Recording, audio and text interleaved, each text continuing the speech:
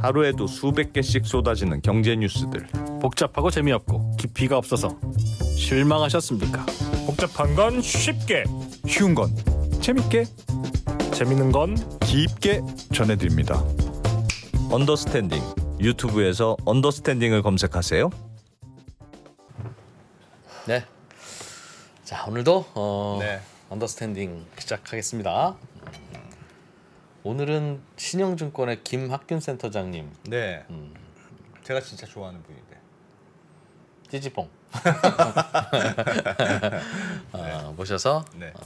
경제 이야기를 빙자한 세상의 지혜를 좀 들어보는 맞아요. 시간입니다. 그리고 예.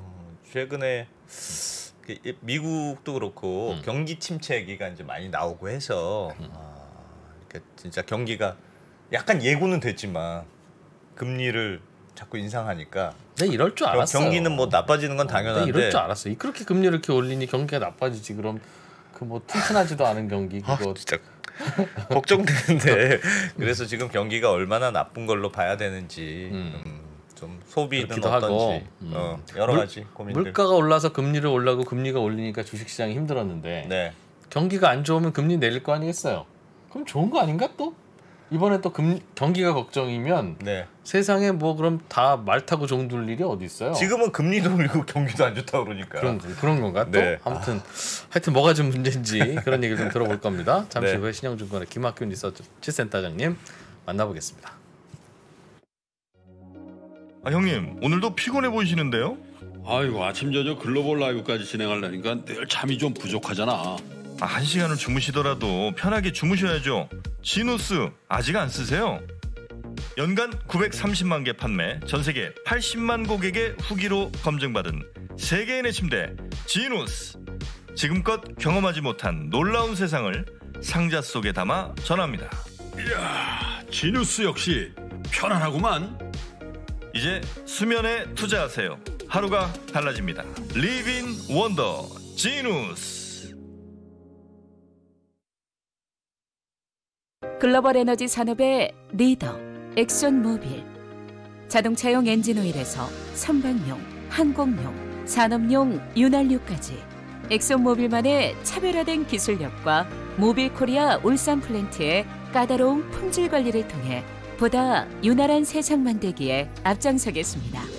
최고의 퍼포먼스 모빌원, 합리적 솔루션 모빌 슈퍼. 지금 전국 모빌 전문점에서 만나보세요. 네. 자, 신영증권의 김학균 센터장님 어서 오세요. 네, 안녕하십니까? 안녕하세요. 네. 지금 세상이 어려운 거 맞죠? 일단 뭐 주식 투자자는 매우 어려운 것 같습니다. 센터장도 이제 네. 거의 뭐 이제 시장에 오신 지가 한 거의 25년 정도 25년? 됐네요. 3년 네. 됐죠. 예. 네. 요즘이 몇 번째로 좀 힘드세요? 이상하네 진짜 이 세상 이런. 뭐 이번이 제일 힘들다는 사실 그건 맞지 않는 것 같아요. 사실 늘 힘들지. 과거도 하죠. 힘들었는데요. 네. 과거는 우리가 결과를 알았고 또 세상이 나빠지기보다는 궁극적으로 어떤 위기든 어쨌든 회복하면서 왔기 때문에 네. 과거의 불확실성이 덜한 것 같죠. 뭐 저희 신입사원 때 IMF 외환위기 있었거든요. 그때도 세상 망하는 줄 알았죠? 그럼요. 그리고 주가가 하락한 게 저는 뭐 주식 투자자들이 힘들다라고 말씀드렸는데 예. 지금 종합주가지수가 고점 대비 한 30% 밀렸거든요. 제가 입사 이후 경험하고 있는 베어마켓 중에서 6번째 강도의 장입니다. 이거보다 더 빠진 적이 앞에 5번이나 있었어요. 5번이나 있어요. 그러니까 네. 이번만은 아닌 건 세상에 없고요. 단지 우리는 지금 느끼는 고통이 제일 크게 느껴질 따름이죠. 항상 지금의 고통이 제일 괴롭죠. 근데 이거보다 옛날 고통은 자꾸 아름답게 포장되잖아요. 지나왔으니까. 예. 그럼요. 뭐 연애하다 차인 것도 이 각색을 하면 얼마나 아름다운 추억이에요. 그렇지만 그러니까요. 그 당시의 경험으로 보면 되게 세상이 망가지는 느낌을 받는 것이죠. 알겠습니다. 그렇죠. 지나온 5번의 위기가 더 컸다. 주가 하락률로만 주가 하락률로 보면 네네. 그 말이 위안이 되기도 하고 또 뒤집어 말하면 더 떨어져야 된다는 얘기일 수도 있어서. 그렇죠. 네. 그러니까 지금 우리가 지금 고통이 더 크다라고 하는 거는 예. 본질적으로 말씀하신 것처럼 이 프로님 말씀하신 것처럼 아직 바닥이 불확실성에 대한 리스크를 우리가 많이 가중치를 그러게요. 두는 거죠. 네. 요즘은 제일 신경 쓰이는 경제 지표가 뭐세요? 야, 이거 좀 이상하네. 진짜 이거 걱정이다 싶은 게. 요즘은 금리가 꽤 많이 떨어졌습니다. 네. 지난주에 벌어진 일인데요. 네. 지금까지는 인플레이션 생기고 중앙은행이 긴축하고 금리가 올라가고 주가가 떨어지고 뭐 이런 메커니즘인데 네. 한국 주식으로 보면 뭐 주가가 떨어진 거는 뭐 똑같은데 예. 금리가 꽤 많이 떨어졌어요. 시중 금리가요? 시장 금리라고 하는 게 더 네. 맞을 것 같은데요. 그거 금감원장이 내리라고 해서 내린 거 아니에요? 그랬다 하던데? 이제 우리 공무원이 컨트롤하기 힘든 미국의 10년 만기 국채 수익률이 예. 6월달에 3.5까지 갔는데요. 음. 지난주에는 3.9% 밑으로 떨어졌으니까 3.5까지 갔다가 네, 그러니까 꽤 많이 떨어진 것이죠. 지난주에는 얼마까지 됐다고요? 지금 보니까 3.88에 거래가 되네요. 네. 그러니까 거의 뭐 60bp 정도가 떨어졌으니 금리로 보면 엄청난 급락을 한 것이고요. 그러니까 이게 투자자들이 이제는 어떻게 보면 이제 그럼에도 불구하고 주식시장이 화끈하게 뭐 강세로 반전되지 않는 거는 야 이제 채권쟁이들이 경기가 나빠지는 걸 채권 가격에 프라이싱 하고 있구나라는 인식인 것 같고요. 그래서 지난주부터는 길게 보면 2주 정도부터는 경기 둔화라고 하는 게 조금 이슈가 되는 것 같고 예. 또 주가가 더 적으로 많이 빠진 나라들 보면 우리나라 뭐 반등 못하고 계속 흘러내리고 있고요. 독일 또 대만 또 베트남이 많이 떨어졌어요. 네. 이게 다 제조업 강국이고 수출로 먹고 사는 글로벌 경기에 민감하게 반응하는 나라이니까 그러네요. 전체적으로 금융시장은 임박한 경기 둔화에 대해서 또 걱정을 하고 있는 것 같습니다. 사람들 수요가 줄어들 것이다. 당장 주머니 사정이 안 좋아질 것이다. 네, 인플레이션은 늘 경기 후퇴를 예비하고 있습니다. 그러니까 인플레이션이라는 것 자체가 사람들이 좀 과하게 써서 물가가 올라가는 측면이 있으니 중앙은행이 금리를 올리는 거는 좀 그런 과잉 수요를 억제하는 측면이 있는 거거든요. 예. 그래서 정도의 문제이지 예. 인플레이션과 중앙은행의 긴축 이후에 경기가 뭐 중앙은행가들 입장에서야 뭐 경제에도 영향을 좀 덜 주고 또 인플레도 잡고 이런 그 꿈을 꾸겠지만 세상의 그런 균형은 뭐 그런 어떤 균형점을 지향해야 되겠지만 현실에서 그런 아름다운 모습은 잘 안 나타나고요. 네. 대체로 경기 후퇴는 나타났고 경기 후퇴로만 끝나도 다행스럽고 오히려 금리 인상한 이후에는 좀 심각한 금융 위기가 나오는 경우들도 종종 있었습니다. 금융 위기는 지난번에 저는 경험으로는 리만 사태 정도? 네. 그게 금융 위기. 금융 위기죠. 예. 리만 사태 직전에 미국이 그 기준금리를 1%에서 5.25%까지 올렸습니다. 아, 그때도 네, 긴축을 하고 그러니까 부동산 시장이 무너지고 네. 서브프라임이 탈이 나고 했던 게 미국이 긴축을 하면서 탈이 났던 사례이고요. 예. 80년대 이후부터 살펴보면 이 70년대 지금 많이 거론이 되는 그 70년대 하이퍼 인플레이션을 폴 볼커라고 하는 아주 2m의 거한 연준 의장이 금리를 20%까지 올리면서 뭐 잡았다고 하는 거 아닙니까? 예. 근데 그때도 미국 경기가 엄청나게 후퇴를 해서 금리가 20%면 경제가 멀쩡할 수 없거든요. 네. 그래서 농부들이 막 트랙터를 가지고 워싱턴의 연준 그 사무실 앞에 막 시위를 하고 그랬고요. 그나마 미국은 괜찮았고 금리 그렇게 올리니까 미국 달러 빚을 잔뜩 지고 있었던 라틴 아메리카 국가들이 80년대 초에 외환위기로 내몰렸습니다. 네, 네. 금융위기 생긴 거죠. 그 다음에 미국이 금리 올린 게 88년, 89년도에도 금리를 올렸습니다. 그 다음에 뭐가 왔냐면 서브프라임 모기지 부실보다 조금 작은 버전의 금융위기가 났습니다. 그 당시에 이제 미국의 주택대부조합이라고 하는 SNL이라고 하는 기관들이 대규모로 파산하면서 금융위기가 왔죠. 예. 또 94년에 지금과 비슷한 속도로 금리 올린 다음에 미국은 괜찮았지만 멕시코가 먼저 손을 들었고 그게 동아시아로 넘어왔다가 러시아까지 가는 일련의 신흥국 위기가 있었고요. 닷컴 버블 직전 99년의 금리 인상기에는 IT 버블이 붕괴가 되는 그런 일들이 있었습니다. 예. 그렇기 때문에 전체적으로 금리를 올린 다음에 무탈한 적이 없었는데 유일하게 80년대 이후로 별일이 없었던 게 2018년에 긴축 이후에 사실 큰 별일이 없었습니다.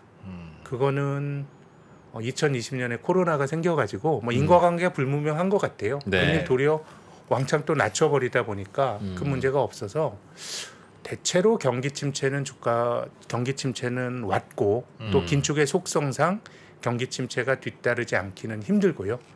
근데 문제는 금융 위기가 오냐 안 오냐가 중요한데 저는 투자하는 입장에서도 제가 가진 감으로는 경기가 후퇴할 거다라는 거는 지금 주가가 상당히 많이 반영하고 있는 거 아닌가 싶습니다. 미국이나 한국이나 한 30% 밀린 거는 결국 주가라고 하는 게 선행성이 있기 때문에 우리가 볼 경제 지표들이 앞으로 나빠지더라도 전 주식은 이미 그걸 반영했다고 봅니다. 근데 여기서 주가가 더 떨어지는 거는 앞서 말씀드렸던 지금보다 더 많이 빠졌던 5번의 어떻게 보면 나쁜 사례들은 늘 그 금융 위기가 생기면 주가가 여기서 더 떨어지는 것이죠. 그래서 저는 경기 후퇴는 지금 거론이 되고 채권 시장은 반영하고 있지만 주가는 이미 상당히 반영하고 있다는 생각이고요. 어디서 취약한 데서 뭐가 터지지 않을까 이런 것들이 요즘 저의 관심사입니다. 항상 터졌네요. 뒤집어 말하면 터질 때까지 금리 올리는 것 같아요. 어디 하나 약한 게 터져야 네. 그래야 그걸 계기로 전반적으로 경기가 싸하게 식고 실은 그게 금리 올릴 때 목표했던 분위기 아닙니까? 그게? 그렇기는 한데 제 네. 생각에는 그것이 의도된 결과라기보다 어느 정도의 경기의 후퇴는 뭐 감내해야 인플레가 잡히니까 그 정도까지는 뭐 중앙은행가들이 마음속에 뒀을 거라고 생각하는데 이 신용위기라고 하는 거는 이거는 뭐 데미지가 너무도 크기 때문에 그건 미필적 고의라고 봐야죠. 뭐 올리다 보니까 뭐 생각지어하는 걸 툭 건드리는 것이죠. 예, 그런 것들이 어떻게 보면 가장 약한 고리에서 터져 나오는 게. 근데 만약 그게 안 터졌으면 계속 올렸을 거 아니겠습니까? 뭐 그럴 수도 있지만, 근데 지금은 조금 상황이 다른 게요. 지금 글로벌 경제가 과거에 경험해보지 못했던 과잉 부채의 상황이니까. 야, 여기서 중앙은행가들이 부채에 대한 고민 없이 금리를 많이 올릴까? 저는 뭐 그런 생각이 좀 들고요. 네. 뭐 그걸 보여주는 나라가 일본이지 않습니까? 못 올리고 있는. 빚이 많으니까 아예 못 올려요. 그러니까 뭐 중앙은행이 뭐 인계치를 건드리고 이런 것도 없고. 네. 그러면 이제 그런 것들을 안 건드리고 하는 게 꼭 좋은 건 아닙니다. 이게 자본주의라는 게 어떤 사람이 그 파산 없는 자본주의는 지옥 없는 카톨릭과 같다 얘기했는데요. 네. 뭐가 좀 이제 부실한 경제 주체들이 경기 후퇴기에 좀 퇴출이 되고 정리가 되고 그렇게 되면 살아남은 자들이 또 굉장히 탄성 있는 활력 있는 자본주의를 꾸려가는 건데 뭐 동전의 양면이라고 봅니다. 센터장님, 근데 질문이 있습니다. 예. 그 얼마 전까지만 해도 사실은 지금은 이제 예를 들면 미국의 연준에서도 침체 얘기를 막 해요. 네. 뭐 이렇게 고통스러울 것이다. 네. 고통스러울 것으로 안다. 근데 지금의 물가를 그대로 놔두면 더 문제가 심각해지니 네. 조금 고통스러워도 우리가 해야 된다. 뭐 이런 식의 네. 발언이었는데 불과 뭐 한 달 전, 얼마 전까지만 해도 연착륙 얘기를 했단 말이에요. 네. 노동시장이 너무 좋고 네. 우리가 금리를 좀 성큼성큼 올려도 뭐 크게 이 정도면 감내할 만할 거다라고 얘기했단 말이에요. 그러니까 네. 그 한 달 사이에 일어났던 변화. 네. 그러니까 어떻게 이렇게 경기에 대해서는 연착륙이 가능할 거야라고 하다가 지금은 누구나 다 당연하게 침체를 얘기하고 네. 고통스러울 것이라고 얘기하는데 그 변화가 뭘까요? 일단 2분기 GDP가 역성장이 될 거다라고 하는 그 관측이 많이 느는 것 같아요. 예. 1분기에 미국의 GDP 성장률이 마이너스 1.5%인가요? 역성장을 했는데 1분기는 성장률은 마이너스였지만 그 내용은 나빠지 않았습니다. 네. 그러니까 성장률이 나빠진 게 일단 정부가 돈을 덜 썼어요. 근데 정부가 돈을 덜 썼다는 건 경제가 어느 정도 정상화됐다는 얘기고요. 예. 두 번째는 소비가 굉장히 좋았습니다. 미국 사람이 많이 소비를 하다 보니까 다른 나라 물건도 많이 썼잖아요. 그러다 보니까 순수출이라고 하는 무역수지 개념에 미국 입장에선 순수출이 적자가 나니까 전체적으로 성장이 뒷걸음질 친 거거든요. 예. 어떻게 보면 정부가 덜 쓰고 수입을 많이 하고. 너무 많이 쓰고 이건 어떻게 보면 경제가 너무 강하다라는 아까 말씀 대표님 말씀하셨던 그 미국 경제가 강하다는 워딩에 근간이 될 수 있는데 정부가 돈 안 써도 될 만큼 괜찮았다는 방증이니까 그랬던 것이죠. 근데 2분기는 지금 마이너스 성장률이 또 대두가 되고 있죠. 그러면 연준이 어떤 식으로 말하던 2분기 연속 마이너스 성장은 이거 기술적으로 뭐 리세션이라고 부르니까 지금은 뭐 이제 지표가 뭔가 그들의 생각을 바꿔주고 있는 거 아닌가라는 생각이 들고 그럼 2분기 마이너스 성장이 1분기와 좀 다른 것은 소비가 좀 안 좋은 것 같아요. 소비가 5월 달에 미국의 개인 소비 지출도 조금 후퇴했고 또 소비자 신뢰 지수 이런 것들도 굉장히 아주 급락을 하고 있거든요. 그래서 그 미국의 이제 지역에 있는 연방준비은행들이 특히 이제 애틀랜타 연방준비은행이 GDP 나오라 그래서 한번 그 구글 같은 데서 애틀랜타 연준 찍어주면 GDP에 대해서 그 추정치가 나옵니다. GDP란 게 결국은 여러 가지 경제 지표에 섞인 거잖아요. 이게 뭐 늘 맞는 건 아니지만 애틀랜타 연준이 마이너스로 찍었는데 이게 플러스 나오는 경우는 별로 없어요. 근데 지난 주말에 마이너스 2.1%까지 갔으니까 이런 상황이 그들의 어떤 인식도 바꾸는 거 아닌가라는 생각이 듭니다. 그리고 중앙은행가들이 이 자기가 그 생각했던 대로 금리를 올린다라기보다는 이런 건 저는 상황의 산물 같아요. 우리가 중립금리라고 하는 거는 중앙은행가들이 아주 이상적으로 생각하는 인플레는 잡는데 경기 침체도 안 부르는 아주 이상적인 금리 수준인데요. 근데 뭐 이런 게 뭐 어디 있겠어요. 자기들이 마음으로 생각하는 수준인데 이거를 미리 자기들이 찍어놓고 여기까지 간다가 아니고 이제 금리를 올리다 보면 경제 지표들이 막 반응하는 걸 보겠죠. 또 경기에 대해서 선행성을 가진 주가 같은 것도 아마 볼 겁니다. 그런 걸 보면서 사후적으로 좀 맞춰나가는 튜닝해 가는 게 어떻게 보면 중립금리고 이것과 가장 가까운 게 이제 3, 6, 9, 12월에 FOMC 회의를 하면 연준 위원들이 자기들이 마음속에 생각하는 막 금리를 막 찍잖아요. 점도표라 그러잖아요. 이게 점도표가 뭐 굉장히 올해 연말 금리 이런 거는 변동성이 큽니다. 뭐 1년 전만 하더라도 1년 전이 뭡니까? 작년 가을까지만 하더라도 작년 8월까지만 해도 올해 금리 올린다는 시나리오는 없었어요. 그렇게 막 바뀌는 거 보면 중앙은행가들이 왜 저렇게 말을 막 바꿔라고 생각하실 수도 있지만 그만큼 세상은 복잡하고 또 뒤집어서 말하면 중앙은행가들의 워딩이 뭐 그렇게 아주 뭐 성경 말씀과 같은 망고의 진리처럼 지속성을 가진 건 아니라고 봐야죠. 그러네요. 연준의 위원들도 투자했으면 이뤘을 것이다. 그런 얘기죠. 뭐 자기 포지션대로 했으면 좀 손해를 봤을 것 같아요. 자기 말대로 했으면. 정말. 자, 그러면 소비가 지금 나빠지고 있는 시그널. 아니 근데 그러면 이번에 5월에 이제 연준에서 나오는 그 소비 지출 그 지표도 조금 나빠진 걸로 나왔던데. 그러면 연준이 지금 하고 있는 게 그거잖아요. 소비가 너무 강하니까 물가 계속 오른다. 공급은 우리가 어쩔 수 없고. 공급은 전쟁이 끝나야 되니까 그 연준이 어쩔 수 없으니까 소비를 괴롭히자. 이런 거잖아요. 전략이. 소비가 모든 긴축이 그런 거죠. 소비를 조금 더 괴롭히면 지금뿐만 아니라 더 쓸 것 같고 물가라고 하는 게 사람들이 사서 비싸졌지만 사서 쓰니까 비싸지는 거잖아요. 혹은 그러니 못 쓰게 하는 게 일단은 뭐 장기적으로 어떨지 몰라도 당장은 좋은 처방이죠. 그럼요. 그렇기 때문에 그게 먹혀 들어가는 거 아닙니까? 인플레이션 다음에는 늘 경기 침체가 왔습니다. 안 온 적 그것도 아까 말씀드린 것처럼 긴축이란 것 자체의 속성이 그러라고 하는 거기 때문에 저는 뭐 그 연착륙 이런 거는 뭐 하면 좋은데 근데 뭐 될 수도 있겠죠. 근데 앞서 말씀드린 80년대 이후의 긴축 과정에서 그런 적은 없었으니까 오히려 심각한 부채 문제를 툭 건드려 가지고 경제가 조금 더 나빠졌기 때문에 저는 좀 그거는 그들의 어떤 지향을 말한 것이지 하여튼 그런 적은 별로 없었어요. 그러면 그게 원하는 바라면 지금 연준의 마음은 어떨까요? 연준의 마음은 전쟁이 빨리 끝나라 좀 그런 생각일 것 같아요. 일단 수요는 잡는데 공급 쪽에서 문제가 생기는 거는 자기들이 컨트롤하지 못하니까.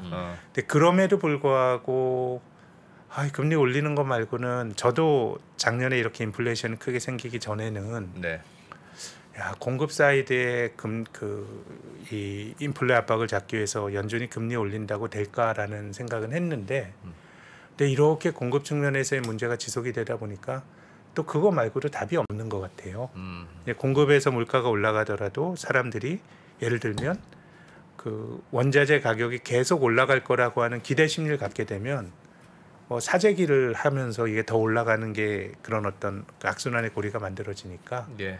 그러니까 지금은 어쨌든 좀 금리를 올리는 근데 이제 올 가을 정도가 됐을 때 제가 말씀드렸던 이 부채 문제가 있을 때 중앙은행가들이 생각하는 금리의 적정 수준이 정말 물가만 보고 해야 되는 거냐 굉장히 저는 깊은 고심이 있을 거라고 생각합니다.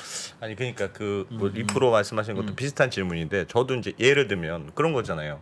지금의 물가 상승률이 높은 거는 너무 과도하게 높다는 건 이제 우리가 다 아는 거예요. 근데 그 동안에는 건드리지 않은 이유가 공급 사이드를 공급 때문에 나타난 물가 문제를 소비를 줄인다고 이게 얼마나 해결되겠느냐. 그거 했다가 이거라도 해보자 하고 이제 정책적으로 바뀐 거잖아요.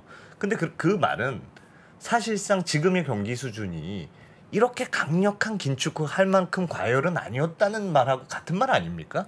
사실상 그러니까 물가라는 게 경기가 너무 과열돼서 지금 물가가 올랐다기보다는 그러니까 수요와 뭐 공급의 여러 가지 요인들 때문에 통합해서 물가라는 결론으로 나온 건데 그러니까 지금 어떻게 보면 지금 물가를 그렇지. 잡기 위해서 잡고 그렇지. 있는 게 그렇지.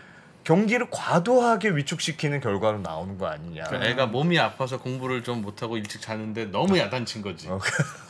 근데 그 말씀은 네. 한국과 유럽에는 적용이 되는 것 같아요. 예. 우리가 물가 높아지고 하는 게 정말 이렇게 수요가 아주 강한 거냐? 그건 아닌 것 같아요. 특히 한국의 민간 소비는 뭐 계속 코로나 팬데믹 에 일시적으로 좋아진 거 말고는 별로 회복의 기미가 장기적으로 없거든요. 네. 근데 미국에는 그게 해당이 저는 된다고 봅니다. 그러니까 미국 사람들이 너무 많이 썼어요. 아까 말씀하셨던 개인 소비 지출도 이렇게 장기 그 차트로 그려보면 정상 추세보다 이게 확 높아졌어요. 그럼 이제 미국 사람들이 많이 썼는데 그럼 왜 많이 썼는가 생각해 보면 좀 두 분 말씀하신 것과 좀 일맥상통할 수 있는데 노동으로 돈 많이 벌어서라기보단 주식해서 돈 많이 번 게 좀 큰 것 같아요. 왜냐하면 진짜 너무 많이 벌었습니다. 미국이 GDP 규모가 명목 GDP가 한 24조 달러 되거든요. 경제 규모가. 근데 2009년부터 미국 주가가 오르기 시작했어요. 2009년부터 2020년 3월, 2009년 3월부터 2020년 3월이면 11년이네요. 코로나 팬데믹 직전까지 미국의 가계금융자산이 53조 달러로 늘어났어요. 그 경제 규모의 2배를 주식이나 다른 금융자산을 통해서 번 겁니다. 근데 그것도 약간인 게 2020년 4월부터 작년 12월까지 코로나 팬데믹 나고 나서 중앙은행이 금리를 낮춘 1년 9개월 동안에 늘어난 게 39조 달러예요. 그전 11년 동안에 53조 늘었는데 코로나 팬데믹 이후로 1년 9개월 동안 39조 달러가 늘었으니 저는 뭐 미국은 좀 과열이 맞는 것 같고 그래서 실물 경제에서 과연 이게 사람들이 돈을 많이 벌어서 이렇게 쓸 수 있었냐라고 하는 질문은 저는 충분히 타당한 것 같고요. 그건 아닌 것 같고 다만 미국 사람들 특히 미국 증시가 압도적으로 좋았기 때문에 자산 시장을 통해서 돈을 번 것도 맞는 것 같고 그래서 지난 5월 달에 제니 델런 재무장관이 이런 얘기를 했거든요. 우리는 미국의 주가가 여름까지 흔들리더라도 그냥 뭐 감내하겠다라는 얘기가 그러니까 인플레이션을 잡아야 되는데 제 생각에는 자산 시장을 잡아야 되는 측면도 분명히 있는 것 같고 이게 또 실물 경제에 또 부정적인 영향을 준다기보다 인플레이션을 또 강화시킨 측면이 있는 거는 미국 노동자들의 임금이 막 올라가는데 사람들이 일하러 안 온다는 거 아니에요. 얼마 전까지 미국이 대사표 시대라 그랬거든요. 그럼 그거는 저는 금융시장에서 돈 번 거 아니라면 설명이 안 되는 거예요. 그렇게 보면 그럼으로써 임금이 올라가면서 또 인플레이션을 자극하는 측면이 있기 때문에 어찌 보면 이번에 그 연준의 긴축은 뭐 그런 말들을 간간히 했습니다마는 자산 시장에 대한 타격 이런 것도 저는 있었다고 생각합니다. 또 주가가 많이 올랐잖아요. 근데 그럴 거라면 많이 올랐던 2021년에 연준 의원들이 야 내년쯤 되면 금리 좀 오르겠다. 사람들 주머니에 너무 돈이 넘쳐나. 라고 했었어야 되는데 그때는 그 얘기 없이 꾸준히 계속 낮추고 뭐 코로나 벗어나는 게 중요합니다 그러더니 러시아 사태 나고 다시 코로나 다시 오프닝하면서 막 공급망 꼬이고 뭐 이런 문제 때문에 공급이 안 돼서 중고차 값이 새 차보다 비싸지는 이런 상황이 오니까 야 니들 돈 좀 많잖아 생각해보니까 주가도 이게 뭐야 어? 왜 엉뚱한 거 야단치냐고요. 제 생각에는 일관성 있어야지. 우크라이나 전쟁까지 예상을 했는지 모르겠는데요. 네. 근데 그런 점에서 보면 실기를 한 게 맞죠. 우리나라가 8월부터 금리를 올렸는데 작년 8월부터 작년 8월 기준으로 보면 한국보다 미국이 나쁘지 않았거든요. 예. 근데 미국은 올해 3월까지 양적 완화를 했으니 네. 8월부터 특히 인플레이션이라고 하는 건 초기의 기대 심리를 억눌러야 되는 측면이 있는데 네. 그렇게 보면 한국보다 7개월이 늦었거든요. 뭐 그 부분만큼은 연준이 저는 뭐 금융시장에서는 많은 비판을 받고 있다고 생각이 되고요. 예. 그래서 다른 측면에서의 이제 걱정은 뭐냐면 미국이 독주를 하는 거예요. 미국은 어쨌든 금리를 상대적으로 더 많이 올릴 수 있는 예. 여력, 주식이 조금 더 조정을 받더라도 근데 다른 나라들은 금리를 미국만큼 올리게 됐을 때 타격을 받을 수가 있고 특히 이제 우리나라 같은 경우는 전 세계가 부채가 늘어나서 걱정인데 예. 미국은요. 가계부채는 지난 10년 동안 꽤 줄었습니다. 네. 예, 물론 이제 미국 사람들이 돈 벌어 가지고 빚을 갚는 은행의 대출금을 갚는 아름다운 디레버리징 한 건 아니고요. 예. 2008년 금융위기 이후에 막 집값이 떨어지다 보니까 내 집을 포기해 버린 거예요. 나 이거 안 가질래. 그 대신에 내 빚도 탕감해줘서 모기지 채권과 이런 것들을 그냥 탕감하는. 예. 우리나라 카드 버블 때 그런 일이 어떻게 보면 아름답지 못한 디레버리징이 있었는데 네. 어쨌든 미국 가계는 좀 부채는 좀 줄였어요. 예. 미국은 근데 기업 부채는 올라가는데 물론 이제 절대 금액으로 보면 다 올라가는 게 맞는데 이건 다 예. GDP 대비 비중이에요. 예. 미국의 GDP 대비 기업 부채 비중은 8, 90년대보다 낮습니다. 요즘 예. 그러니까 오히려 미국의 그 기업 부채를 보고 미국 기업들이 투자도 안 하고 막 자사주 매입하고 배당만 늘리고 이랬는데 뭔가 미국 기업들이 야성을 찾았다는 평가도 있어요. 그래서 저는 뭐 미국 기업 부채도 뭔가 취약한 영역이 있겠지만 절대 레벨로만 보면 또 다르게 해석될 여지가 네. 있고. 예. 근데 미국에서의 문제는 정부 부채입니다. GDP 대비 130%가 넘도록 부채가 늘어서 그래서 미국은 공공 부채가 문제인데요. 한국은 뭐 우리나라 정부 부채에 대해서는 많은 논란이 있었습니다만은 그래도 글로벌 비교에서 한국은 좀 재정 건전성이 좀 여력이 있는 것이고요. 예. 예. 가계부채 뭐 최근에 나오는 보도를 보면 GDP보다 가계부채가 더 높은 나라가 OECD에 별로 나라 없다는 없죠? 거 아니에요? 예. 가계부채 많이 늘었죠. 기업부채는 또 압도적인 사상 최고치입니다. 그러면 이제 미국과 한국의 본질적인 차이는 미국은 공공부채가 문제, 예. 한국은 민간부채가 문제거든요. 같이 문제가 되더라도 공공과 민간의 신뢰도가 그렇죠. 같을 수가 없어요. 그렇죠. 공공은 국민 세금 받을 권리가 있는 공공부채 크레딧이 훨씬 높거든요. 네. 그래서 세상이 조금 나쁘게 되는 시나리오는 미국이 막 폭주를 하는 거예요. 그러면은 이제 당장 7월부터 우리 금통이 열리기 전까지는 미국과 한국 금리가 거의 똑같아지겠죠. 이번에 자이언트 스텝 밟게 되면 1.75로 어쨌든 미국 금리가 한국보다 높아질 가능성이 높은데 이게 좀 우리에겐 불편한 것은 사실이고요.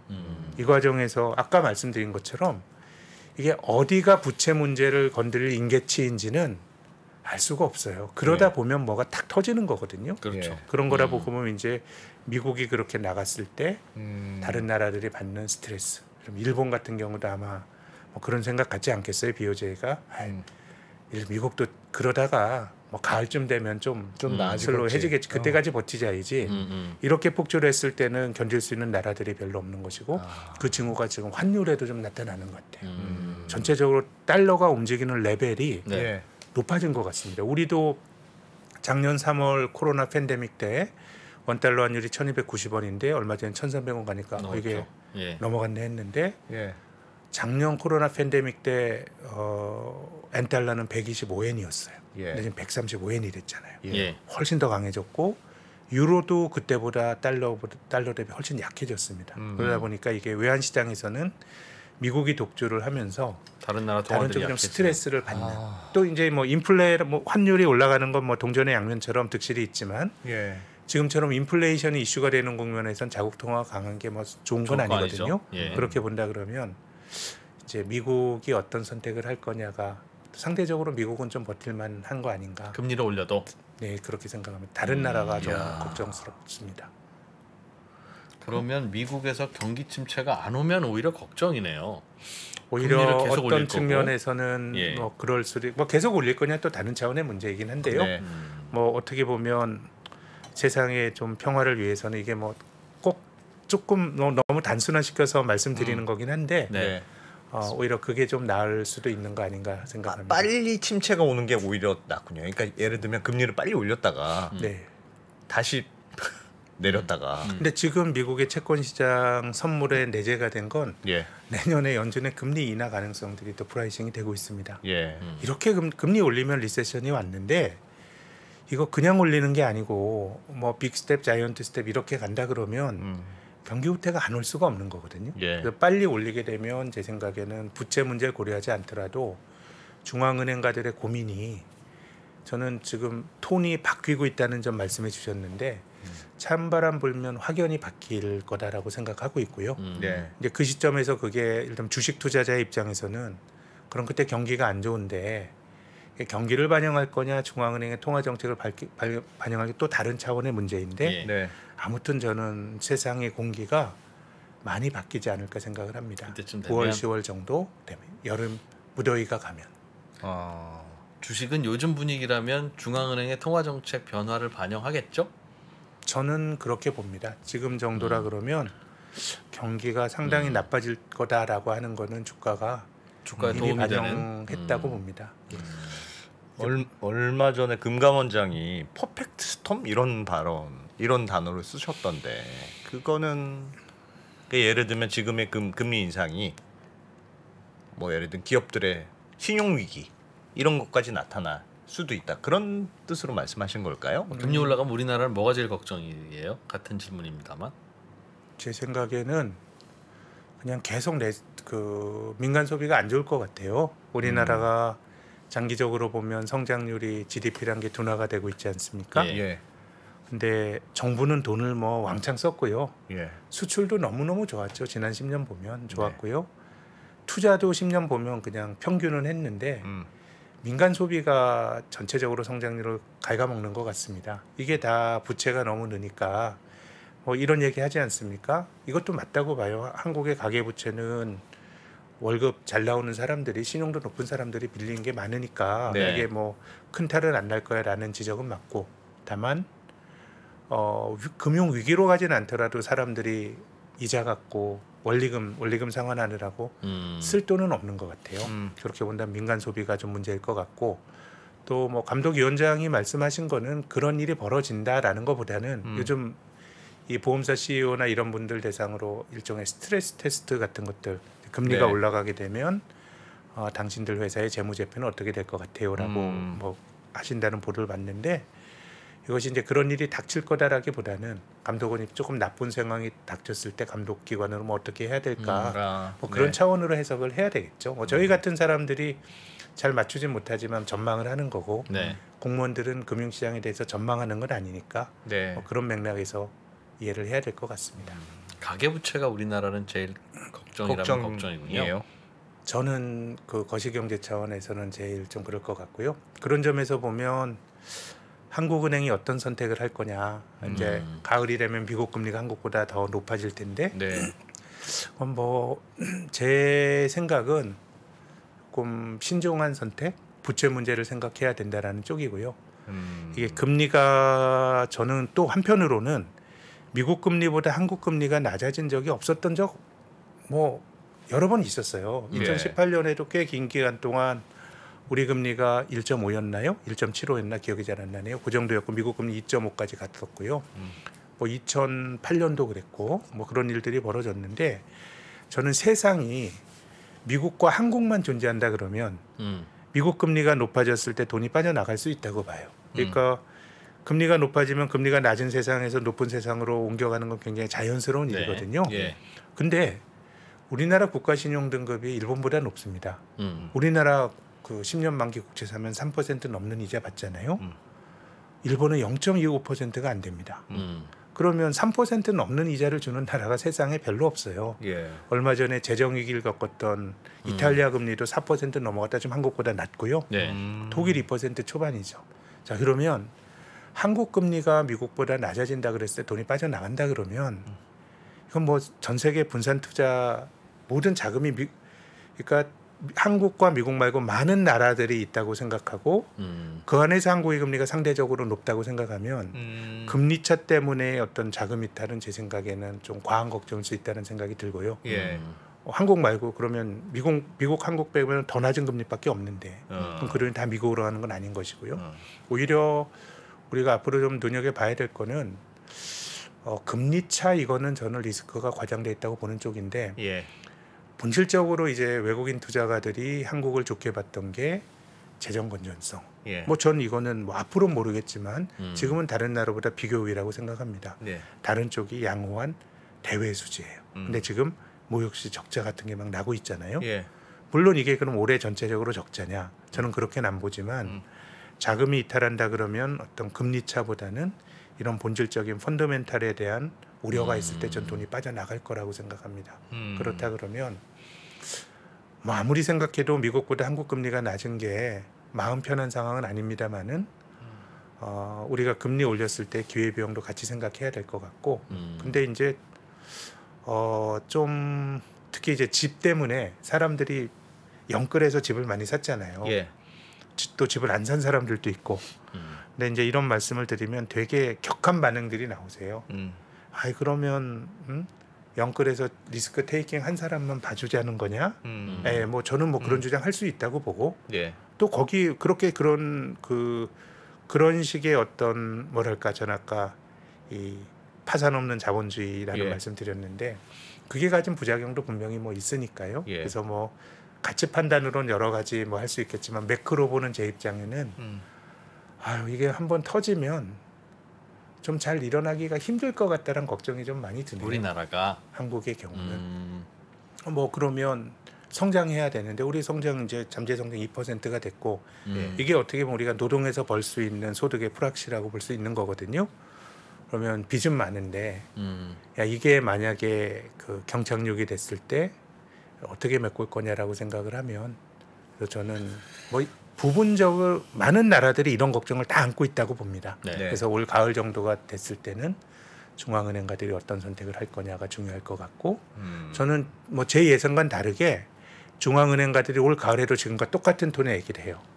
이거 어쨌든 인플레는 나쁜 거고 이건 잡아야 된다라고 하면 저는 뭔가 경제가 탈이 날 수도 있고 탈이 안 나더라도 주식은 굉장히 많이 빠질 거라고 봐요. 거기서 더. 근데 제 생각엔 그런 확률은 상대적으로 좀 낮은 거 아닌가? 예. 그러면 지금의 주가는 경기 후 때까지도 상당 부분 반영하고 있다고 저는 생각을 하니까 이 정도라 그러면 상당히 좀 주가는 악재를 많이 반영하고 있는 거 아닌가? 그렇습니다. 물론 뭐 많은 가정이죠. 예. 지금 경제가 안 좋고 침체 얘기까지 나오고 그러잖아요. 좀 더 심하면 위기 얘기까지 나오고. 네. 근데 지금의 위기가 예전의 위기하고 좀 차이점이 있습니까? 예를 들면 네. 그러니까 IMF 때다. 그러면 이제 우리는 되게 힘들었잖아요. 네. 외환위기 때 힘들었는데 그나마 미국은 괜찮았죠. 다른 나라는 네. 괜찮았어요. 뭐 금융위기 때는 미국이 안 좋았는데 중국이 중국 괜찮았고 우리나라도 뭐 괜찮았고. 근데 지금의 위기의 국면, 지금의 침체의 국면은 다 같이 안 좋은 걸까요? 근데 좀 어떻게 보세요? 어떻게 봐야 돼요? 자본주의에서 그 위기라 그러면 네. 금융 위기라 그러면 전 보편성이 있다고 봅니다. 네. 금리 좋고 돈 이렇게 빌리기 쉬울 때 부주의하게 돈을 빌렸다 못 갚는 게 다 신용 위기예요. 예. 본질적으로 돈 빌린 사람들이 잘못이 좀 있다고 봐요. 물론 이제 뭐 그 과정에서 금융기관에 뭐 약탈적 대출하면서 금융기관의 책임도 뭐 있다손 치고요. 예. 그런 게 문제인데. 근데 지금은 모든 나라들이 부채 과잉으로 고민하고 있다라고 하는 점은 과거 그 어느 때와 좀 다른 점인 것 같고요. 경기 사이클은 조금 다른 것 같습니다. 예. 중국은 좀 미국과 좀 전혀 다른 것 같아요. 예. 지금까지 미국 경제는 좋았고요. 중국 경제는 나빴죠. 네. 근데 지금 미국 경제는 고점을 치고 떨어지는 기색이 역력하고 중국은 바닥에서 좀 돌아서는 모습이 나타나는 것 같고 네. 미국은 긴축을 하고 있지 않습니까? 근데 중국은 올해 초까지 금리를 낮추는 금융 완화를 했고요. 미국은 이렇게 자산 시장이 흔들리니까 이 돈을 공격적으로 흡수하는 양적 긴축, QT라는 거 어쨌든 할 예정인데 예. 중국은 지난달에 신규 대출이 사상 최대입니다. 그러니까 사이클이 다 다르니까요.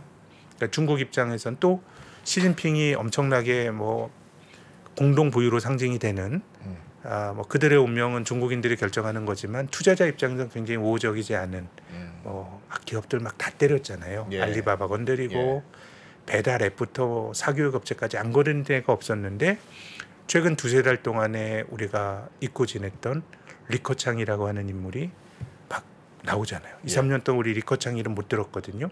10년 전에 중국의 어떤 1인자를 다투는 권력의 그 레이스에서 시진핑과 경선했던 사람이잖아요. 다퉜던 사람. 경제를 맡는 사람인데 그래도 리커창은 저는 중국의 고위 관료들 중에서는 좀 실용주의적인 사람이라고 봅니다. 그런 사람들이 얘기를 나오고 이런 걸 보면 경기 사이클 측면에선 그래도 중국이 조금 다른 데와 다르게 버퍼가 이번 사이클엔 되지 않을까라는 생각이 드는데 부채란 점에서는 다 똑같죠. 특히 중국마저도 부채가 많으니까. 미국이 계속해서 금리를 올린다면 저는 중국도 어려울 거라고 봐요. 왜냐하면 중국도 글로벌 금융위기 이후로 기업들의 외화 부채가 엄청나게 늘어난 나라거든요. 그러면 금리 올려서 위안화가 만약에 약해지고 달러가 강해진다 그러면 중국도 어려움을 겪을 거기 때문에 경기 사이클 측면에서 보면 중국이 좀 버퍼가 되지 않을까 이런 기대가 있고요. 부채라는 점에서 보면 모든 나라들이 비슷한 거 아닌가 생각합니다. 부채는 많다. 우리나라 가계부채는 주로 집 사느라고 들었나요? 뭐 그렇다고 봐야죠. 또 가계부채 우리 자영업자 부채는 가계부채로 잡히기도 하고 기업부채로 잡히기도 하는데 노동시장에서 뭐 나온 분들이 사실 뭐 그 자영업을 하면서 하기 때문에 주택과 자영업 쪽이 한국 가계부채 핵심이라고 봐야 되겠죠. 주택은 대출을 잘 해주지도 않는데 그런데 집 사느라고 부채가 많이 늘었다는 건 집값이 다른 나라들보다 비싸기 때문이다. 다른 나라는 한 2, 3억 하면 사는데 우리나라는 집이 15억이니 3분의 1만 빌려줘도 다른 나라 집값을 넘치지 않느냐.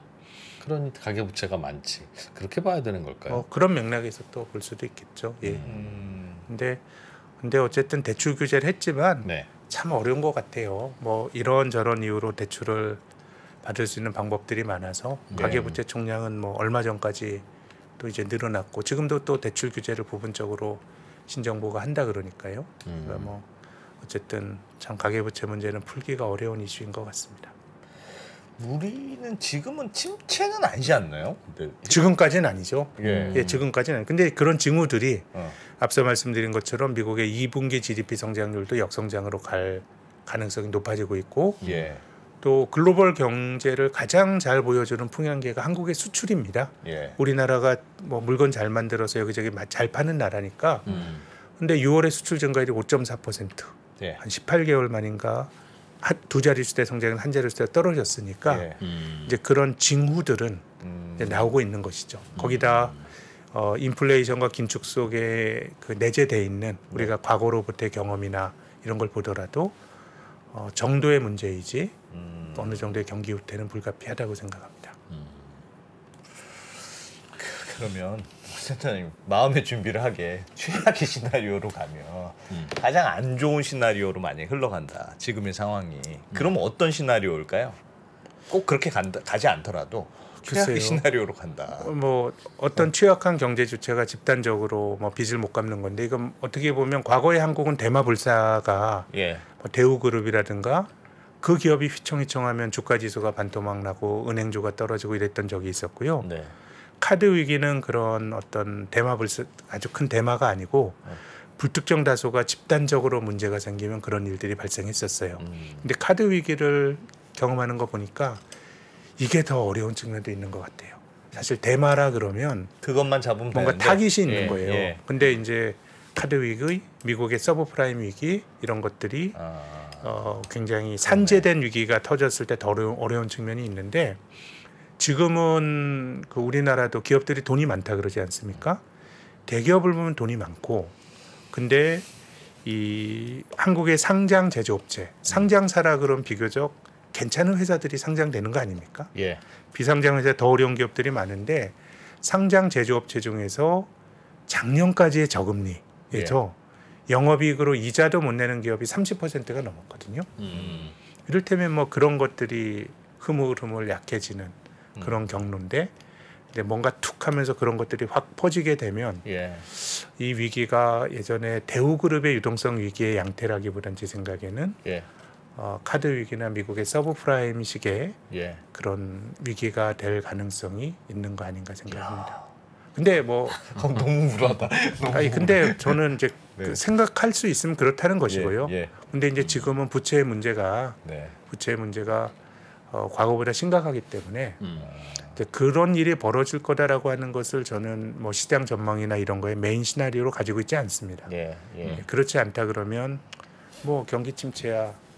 그러니까 주가가 이렇게 많이 빠졌지라고 생각하는 게 제일 중요하니까 포인트는 그거네요. 그러니까 지금 경기가 나빠지기 시작했어요. 아무래도 금리를 막 올리니까 미국을 중심으로 해서 미국 올리니까 다른 나라도 지금 우리도 그렇고 같이 올려야 되나 고통스러운 상황인 건데 이 고통스러운 상황을 보고 연준이 예를 들면 긴축을 좀 멈추거나 혹은 다시 인하로 돌아서거나 그런 일이 일어나야지 이 지금 같은 안 좋은 국면이 이어지지 않겠네요. 그러니까 연준이나 중앙은행들이 어떻게 움직이느냐. 포커스인 것 같아요. 앞서 말씀드린 것처럼 연준이 너무 공격적으로 하면 다른 나라가 다 그 스트레스를 받거든요. 근데 미국보다 다른 나라 상황이 더 안 좋으니까 또 아까 연준이 금리를 올렸을 때 미국은 멀쩡했지만 다른 데서 사고가 났던 사례들이 또 역사적으로 많았어요. 우선 달러 강세를 매개로 해서 나타난 거기 때문에 그래서 저는 미국 중앙은행의 선택이 매우 중요할 것 같은데 근데 저는 경제라는 게 진짜 다이내믹스가 있다고 생각합니다.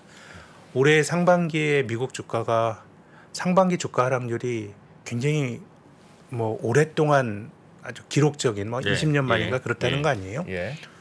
그럼 주식으로 돈 번 사람들 상당히 데미지가 있을 테고요. 그리고 또 코인 투자했던 사람들은 코인의 시가총액이 사실 굉장히 큰 규모까지 커졌는데 거기서도 데미지가 있을 거고요. 그러면 이제 그 상황에서의 어떤 중앙은행가들의 태도와 또 제가 주식으로 돈 번 걸로 추정되는 미국인들이 임금이 올라가도 일하러 안 나왔다고 생각했는데 이제 좀 일하러 좀 나와야 되지 않을까요? 코인 투자자나 젊은 친구들 이렇게 뭐 우스갯소리로 말할 문제는 아닙니다만은 그런 거라 그러면 경제 자체가 뭔가 일종의 그 자기 정화 다이내믹스가 존재한다고 생각합니다. 또 그걸 바라보는 중앙은행가들의 태도도 뭐 1년 동안 이렇게 무수히 바뀌었는데 지금 하는 말이 뭐 유효기간 뭐 6개월 1년을 가진다라고 우리가 믿을 이유는 전혀 없다고 생각합니다. 그러니까 경기는 이렇게 움직이는데 인간의 마음이 이거를 못 참는 거죠. 먼저 가는 거죠. 뭐야 와 진짜 너무 좋다. 이거 뭐야 이러는 거죠. 그럼요. 뭐 욕심이 버블을 만들고요. 탐욕이 또 공포가 역버블을 만드는 것 같아요. 세상이 참 균형해서 살면 참 좋은데 또 우리가 투자의 세계를 생각한다 그러면 우리가 균형에 가까운 세상에서의 투자는 너무너무 지루하고요. 우리가 투자를 통해서 뭔가 바꾸기도 힘들 것이고요. 그렇게 본다 그러면 투자자의 관점에서 보면 저는 세상을 너무 나쁘게 보기보다 지금부터는 뭔가 반전의 계기들을 좀 찾아야 된다는 게 제 생각입니다. 경기는 뭐 이게 그러거나 저러거나 돌아간다고 치면 뭐 우리나라는 뭐가 제일 좀 더 걱정이실 것 같아요? 나오신 김에 이 위기나 이거는 어찌 보면 금융시장의 위기니까 사실 주가 내리고 뭐 부동산 값 좀 내리고 한 거 빼면 뭐 어찌 보면 큰 차이는 없잖아요, 그죠? 그게 매일매일 우리가 이제 보니까 항상 그게 큰 일인 것 같지만 강원도 산골에서 주식시장, 코인시장, 주택시장 안 보고 살던 분은 요즘 뭐 다 비슷할 거 아니겠습니까? 작년, 재작년 다. 뭐가 좀 더 큰 긴 호흡에서는 뭐가 좀 걱정거리일까요? 근데 뭐 이 성장률이 둔화가 된다는 건 어쨌든 금융시장과 무관하게 우리가 노동으로서 부를 증식시킬 수 있는 게 뭐 어떻게 보면 뭐 그냥 대표적인 지표가 성장률인데 그게 또 둔화가 되는 거는 또 불가피한 것 같고요. 규모가 커지고 그렇다 그러면 성장이 둔화되는 게 걱정이다. 뭐 이제 2%까지 간 거고 그래서 전 한국은 금융이라고 하는 세상을 따로 떨어뜨려 놓고 봐서는 안 된다고 또 역설적으로 생각하는 것이 물론 그 돈이 골고루 퍼져 있기보다는 많이 가진 사람들 더 많이 가질 수 있다는 거 인정합니다. 근데 이제 총량으로 보면 제가 우리나라 명목 GDP가 2,000조 원 안 되거든요. 예. 그럼 우리나라 그 GDP가 지금 뭐 한국은행 같은 잠재 성장률 2%라 그래요. 그러면 40조 원 정도가 늘어나는 거예요. 국가의 부가. 예. 근데 지난 정권까지는 정부가 지출을 엄청나게 해가지고 한 40조 늘어났는데 30조 원을 막 정부가 돈 써서 한 겁니다. 근데 우리나라가 가계금융자산이 4,700조 원이에요. 네. 가계부채 2,000조 퉁쳐도 2,700조가 가계 순금융자산이에요. 네. 그럼 이게 움직이는 규모가 굉장히 달라진 거예요. 우리가 이만큼 축적해 놓은 거는 뭐 주식으로 돈 버는 것도 있겠지만 금융이 증식한 것도 있겠지만 전 상당수는 제 아버지 세대 분들이 사우디에 가서 중동에서 막 피땀 흘려서 한 거를 성공적으로 축적해 놓은 나라거든요. 예. 그래서 저는 이 프로님 말씀하신 것도 많이 뭐 공감 가는 대목이 있는데 이제 한국은 국부는 금융자산을 어떻게 잘 운영하냐 이런 생각이 들고 여기서 큰 데미지를 받게 되면 예. 전 굉장히 어려움 많을 거라고 생각합니다. 그래서 좀 금융을 너무 뭐 좀 우리가 살아가는 일부만 하는 거다라고 생각하기보다는 이것도 저는 우리가 노동하는 것과 좀 비슷한 의미 부여를 해줬으면 그렇게. 좋겠다는 생각이 들어요. 중요한 이야기를 중요하죠. 중요한 이야기를. 아 그것도 그렇지만 맞는 말씀이에요. 근데 저는 요즘 들어서 제가 걱정하는 것 중에 하나는 왜 이제 한국하면 우리나라 홍보 영상 보면 다이나믹스 코리아 뭐 이런 거 하잖아요. 한국은 되게 이게 역동적이고 뭔가 변화가 빠르고 하다고 하는데 요즘 이렇게 보면 뭐 큰 기업들도 그렇고 뭐가 이렇게 변화가 좀 예전 같지 않은 거 아닐까? 요즘 금융시장이 워낙 더 그래서 그렇게 보이는 것도 있겠습니다만 역동성? 뭐가 예전 같은 느낌이 안 들고 자꾸 도전을 주로 받고 본인도 예전 똑같지 않아요? 예전 같지 않고 주로 도전을 받고 새로 시도하는 거는 잘 안 풀리고 기분이 그래서 그런가요? 이상하게 불안해 보이더군요 요즘. 그럴 때가 된 것 같은데. 뭐 규모가 커지면 우리가 네. 학교에서 배운 것처럼 한계 효율은 체감하게 마련이니까요. 또 문화나 이런 쪽은 또 한국의 또 역동성이나 이런 거 우리가 느끼는데 네. 경제 전체적으로 보면은 덩치가 커졌을 때 우리가 덩치가 작을 때와 같은 그런 액티비티를 가져가기는 힘들다고 봐야죠. 이것 또한 받아들여야 되는 거 아닌가 네, 생각합니다. 네. 그러네요. 야, 다이나믹 코리아. 그러니까 돈이 금융 자산이 별로 없었던 네. 맨주먹이었던 젊은 시절에는 월급이 얼마냐, 연봉이 얼마냐, 얼마나 오르냐 이게 굉장히 중요했는데 네. 나이가 이제 60, 70 돼서 뭐 혹은 뭐 그 전이라도 자산이 한 뭐 10몇억, 20억 이렇게 되면 뭐 월급이 100만 원 오르고 안 오르는 게 아니라 지금 이거 어떻게 돌아갔냐가 훨씬 더 큰 문제라는 거잖아요. 굳이 뭐 우리가 뭐 노동으로 부를 창출하는 가치를 뭐 주식해서 돈 버는 것과 뭐 동등하게 놀 수는 없다고 보는데요. 노동이 뭐 자기 실현하는 것도 있는데, 근데 경제적으로 보면 저는 그거는 거의 주겠죠. 동등하게 봐야 된다고 봐요. 이거를 맞는 폄하하면 안 말씀이에요. 된다고 생각합니다. 그래서 우리나라 해외 주식, 해외 채권 어떻게 되는지도 중요하고. 그럼요. 또 이게 또 금융시장이 사이클이 있기 너무너무 때문에 중요하네요, 그러면. 이 사이클을 잘 견디는 게 예. 잘 견디는 게 중요한 것 같아요. 저는 지금 주식하기 싫다. 예. 얼마나 마음이 아프겠어요. 예. 근데 제 경험으로 보면 나중에 또 합니다. 더 나쁜 가격에서. 예, 우리나라가 지금까지 주식 붐을 보면 동학 개미 붐이 가장 뭐 아주 독특하고 셌지만 예. 한국 사람이 주식 안 한 거 아니에요. 처음에 주식 투자 열풍은 뭐 제 기억으로는 89년도에 주가 지수가 3조 왕대 1000포인트 갈 때 농부들이 소 팔고 땅 팔아서 주식시장 온다 그랬거든요. 예. 그때 이제 고점에서 주식해서 그 1000포인트 갔던 게 460까지 떨어집니다. 그 과정에 주식을 안 해요. 89년에 주식붐 이후에 돈 들어온 게 94년입니다. 1차 펀드붐. 5년 걸렸죠. 그때 한 900부터 들어오자 주가지가 1100까지 갔다가 외환위기 때 280까지 밀렸어요. 예. 그럼 94년에 주식하니 또 주식을 안 해요. 예. 그다음에 99년도 바이코리아 펀드 때 또 들어와요. 안 하다가 2004년도에 또 적립식 펀드 붐 있을 때 또 들어와요. 그러니까 2004년부터 2000년 돈이 그 이전과 비교도 안 되게 많이 들어왔고 그거 하다 터지니까 이제 10몇 년이 지나서 이제 우리가 주식 투자 붐을 경험한 건데 네. 그 이전에 나타났던 5년 동안의 주식 투자의 휴지기가 저는 주식한 사람들이 내가 손해본 거를 잊는 망각의 시간이었다고 생각해요. 주식은 나쁜 거고 난 안 할 거라고 생각했는데 지나고 나면 금리도 떨어지고 할 게 없으니까 또 고점에 들어오는 거예요. 그래서 올라가면 더 올라갈 것 같고 떨어지면 더 떨어질 것 같기 때문에 저는 이번에는 세상이 뭐 보장이 어디 있겠습니까? 더 나빠지지 않는 보장은 없죠.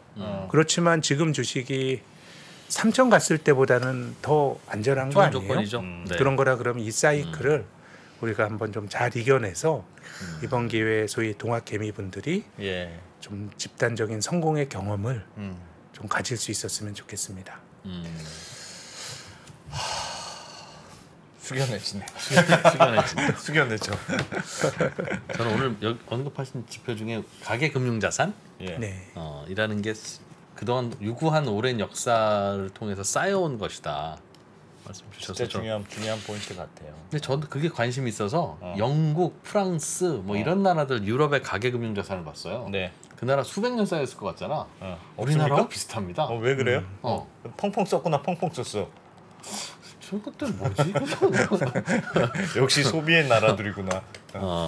아니 소비를 썼어도 안승찬이 소비하면 이준호한테 오고 이준호한테 소비하는 거 김학균 센터장한테 가 이게 저는 건데 써서 외국에다 쓰고 왔겠죠. 뭐.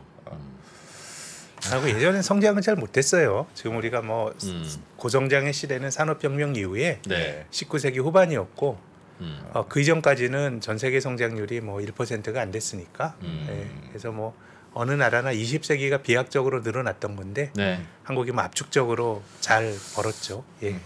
그러게요. 참 금융이 중요하구나. 지금 언더스탠딩이 이런 얘기할 때 아니다라는 생각을 또 하면서 오늘도 많이 배웠습니다. 시장증권의 김학균 리서치센터장님 또 모실 때까지 편안히 건강히 잘 계십시오. 네, 감사합니다. 고맙습니다. 네. 허먼 밀러 뉴 에어론 체어 가장 싸게 사는 방법은 1. 그냥 2% 의자를 빌려 쓴다. 2. 당근마켓에서 매물을 기다린다. 3. 위즈덤 칼리지를 30만 원에 신청하고 의자를 50만 원 할인받아서 구입한다. 와우. 이프로님, 그거 저도 하나 사주시면 안 돼요? 엄청 좋아 보이는데? 3프로TV 앱이나 영상 아래 링크를 확인해 주세요. 자, 저희는 6시 토요일 라이브로 이어가고요. 끝나고 나서 7시 45분에 또 돌아오겠습니다. 죄송하지만 오늘도 부동산 이야기 예정돼 있습니다. 오늘 최상욱 작가님이 나오셔서 얘기 많이 해주실 겁니다. 네, 고맙습니다. 고맙습니다. 투자 위더 스타 본선 2라운드 총 7명의 치열한 경쟁 지금 바로 시작하겠습니다. 자, 본선 2라운드 주제는 바로 향후 가장 유망하다고 생각되는 산업과 탑픽을 선정하라. KB증권 신동준 상무님 모셨습니다. 파이널 라운드에 진출할 4명의 참가자가 오늘 결정됩니다.